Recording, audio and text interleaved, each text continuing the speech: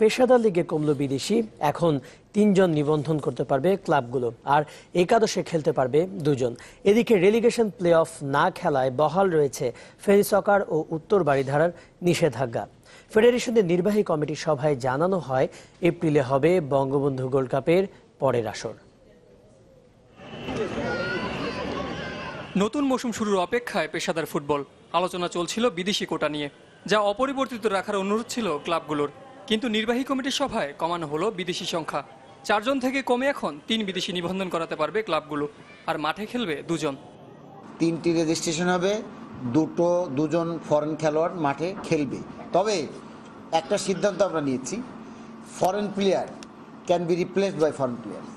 শুধু বিদেশি নয়, সিদ্ধান্ত এসেছে দল নিয়েও। লিগে নিষিদ্ধ থাকবে ফেনী সকার ও উত্তর বারিধারা, আর নিষেধাজ্ঞা কাটিয়ে আবারও শীর্ষ লিগে ফিরছে ফরাশগঞ্জ। ফলে আসছে লিগে দল হবে 13। 6 ঘন্টার রুদ্ধদ্বার নির্বাহী কমিটির সভায় দিন উত্তপ্ত ছিল নানা কারণে। প্রশ্ন উঠে প্রতিশ্রুত সময়ে বঙ্গবন্ধু গোল্ড কাপ আয়োজন করতে না পারায়।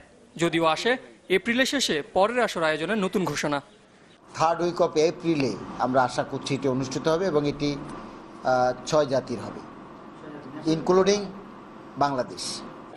কিন্তু আগের আসরের চ্যাম্পিয়ন নেপালের প্রাইজ মানি এখনো কেন বুঝিয়ে দেওয়া হয়নি, সে প্রশ্নের উত্তরে বিব্রত ফেডারেশন কর্তারা। আমরা যখন কষ্টে থাকি তখন আমরা আরো কষ্ট দিতে চান, এটি কিন্তু অমানবিক। শুধু বঙ্গবন্ধু গোল্ড কাপ নয়, প্রতিশ্রুত সময়ে জাতীয় দলের কোচও ঠিক করতে পারেনি ফেডারেশন। জয় সাগর, চ্যানেল 24, ঢাকা।